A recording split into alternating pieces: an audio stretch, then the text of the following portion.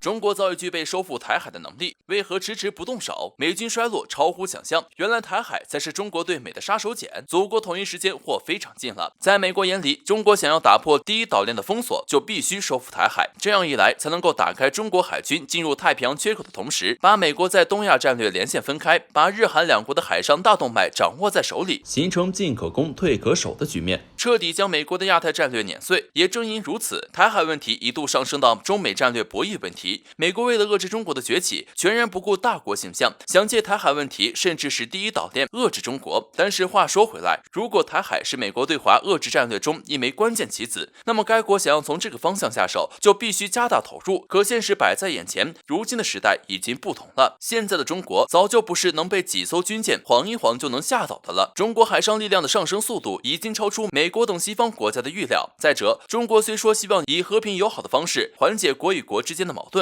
但是当对方触及中国底线，我国也不会客气。就这段时间的台海问题，拜登以为军机抵台、对台军售，以及美国众议院通过的所谓中国地图不能包含台海这个提案，就能给我国构成威慑。但事实上，这反倒激起中国反击的决心。现在的台当局就像是美国一个无法止住血的伤口，不断损耗着自己本就衰退的国力，到最后迎接该国的注定只会是惨败。或许对此很多人都会疑惑，美国不是拉拢了澳大利亚、日本以及英国等多个国家联合对付中国吗？确实，美国接连拉拢世界多个国家，怂恿他们来中国地盘上叫嚣，这个阵仗看上去吓人，但从另一个角度也反映出了现在的美国单凭自己已经无法对付中国。如此来说，美国力量的衰弱很可能超乎我们的想象。至于这种抱团取暖的举动，这些国家向来是大难临头各自飞，我国不必太过于担心。结合上述所说，中美因台海打起来的可能性很小。如果说之前美国是在利用台海对付中国，那么现在台海反倒成了美国的累赘，成了中国对美国的杀手锏。美国这些年来在台海问题上的投入，给了台独分子错觉，导致他们加速站在反华第一线，而台独分子的嚣张也逼得美国甩不开他们，毕竟日韩英等国可都看着呢。在此背景下，美国不得不消耗自身力量投入给台海，最终导致美国霸权落幕。这就是为什么现在大陆有实力却不收复台地区的原因。从实际上来说，中国早就对台海完成了控制，只不过就现在美国的衰落速度，或许无需中国出手，祖国统一就已经非常近了。总之，回归只是时间问题。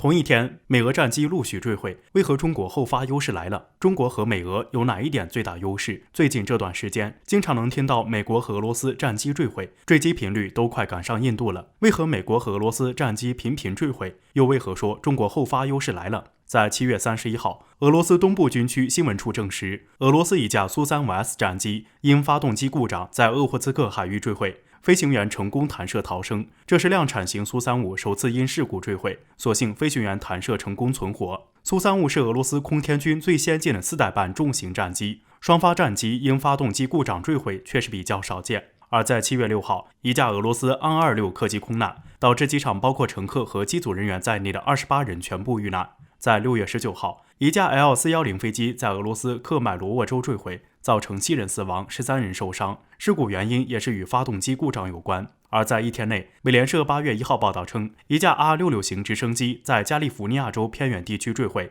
致机上4人全部死亡。在不久前，美国2架 F-35B 战机在日本被雷劈中，该起事故被评为 A 级事故，预计损失250万美元。在这之前 ，F-35战机就曾被爆出很多缺陷，其中就包括内部惰性气体生成系统有问题，容易让战机遭遇雷击时引发爆炸。当时美军就曾明令禁止 F-35战机在雷电区域附近飞行。与此同时，美国军事网站报道称，美国空军作战司令部透露，去年5月，一架美军 F-2战机坠毁，而原因却是因为这架战机在冲洗维护不当造成的。美军士兵在清洗维护 F-2战机，直接用水管对着起落架舱室喷水冲洗，导致战机控制输入系统受到影响。去年5月同期，美军还坠毁了一架 F-35战机，说是维护不当、机械故障，其实就是设计不行。美军隐身战机过于娇贵，美军隐身战机需要恒温恒湿机库才行，而且还不能被水淋，维护人员也不能踩表面，因为会导致蒙皮起泡，从而影响隐身性，而且不能在超音速巡航，否则也会破坏蒙皮和机身其他部位。事实上，无论是美国还是苏联，都曾拥有庞大的空军和海军，但到了现在却陷入尾大不掉的困境，多次因为年老失修、维护保养不当，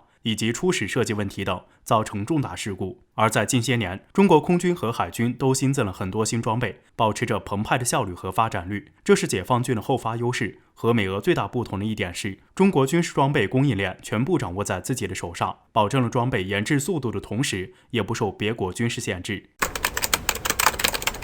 英航母败走南海以后，德政坛激变，并开始担忧中俄套路不同，中国更让人心惊。近期，英国伊丽莎白女王号航母带着拼凑的战斗群进入南海，宣扬所谓的航行自由。但是，真当他们到了南海，却又怂了，一句也没敢提南海。在英国航母败走南海后，8月2号，德国之声报道称，德国海军的巴伐利亚号护卫舰启程前往印太地区，可能穿越南海，并且还将和澳大利亚、日本在半岛附近水域举行联合军演。但这次行动引发德国激烈辩论。相对于之前直接点名挑衅中国，德国国防部长卡伦鲍尔和德国外交部在谈到此次行程中均没有提到中国。报道称，德国政府中没有人想无端激怒中国，因为他们都很清楚，中国这条巨龙已经怒不可遏。巴伐利亚号巡航无疑是在火上浇油，德国反对党和民间批评声也很大。德国反对党左翼党声明称，向印太派舰毫无意义，纯属盲从迎合美国反华政策。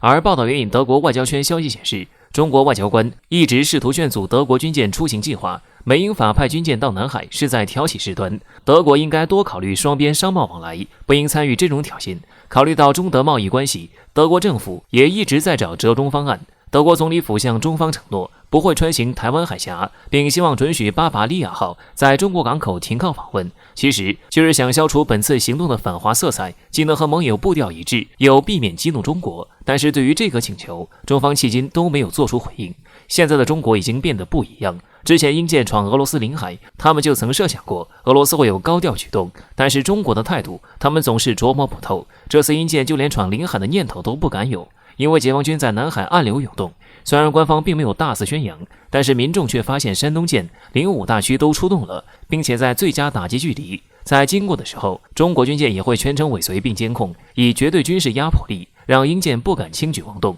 中俄套路不同，之前欧盟以新疆人权问题制裁中国时，就已经领教过一回。法媒评价，欧洲从来没有这样棍子直接打脸的体验，中国给欧洲上了一课。德媒也称，中国已经不是30年前的中国，最终我们可能会搬起石头砸自己的脚。面对俄罗斯，欧盟知道会发生什么；面对中国时，更让人心惊，因为不知道会发生什么。美防长前脚刚走，副总统后脚又来，美高官轮番炮轰之下，中国已经没得选了吗？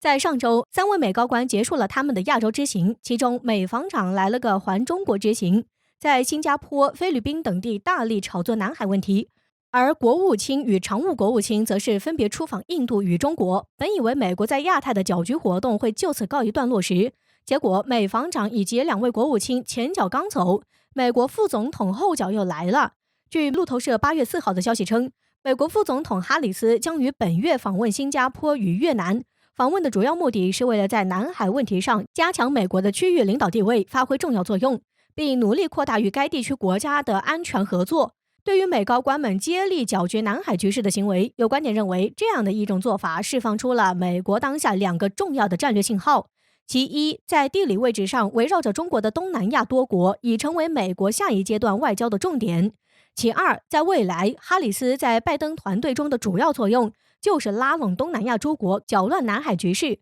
不得不说，美国现在一方面在中国周边地区大搞穿梭外交，另一方面却表示不寻求与中国发生军事冲突。美国人心里究竟在打着什么算盘？对此，有专家认为，美国这是不给中国喘息的机会。在美高官们的炮轰之下，亚太的局势愈发的混乱了起来。但这其中中国已没得选，可以看出美国已将东南亚和南亚及除日本、韩国等铁杆盟国之外的地区提升到了一个在美国历史上前所未有的高度，而这些亚太国家似乎也确实接受了美国人的拉拢，但国与国之间的交往远远没有表现出来的这么简单。从布林肯到哈里斯，他们这种精英派，美国人都不会对他们所访问的国家所面临的问题抱有真正的关心，只是为了和中国过不去，为了美国的私利而假装友好。当前，美国自身的力量已经开始相对衰退，尽管白宫把自己视为亚太地区秩序的主宰，但现实很骨感。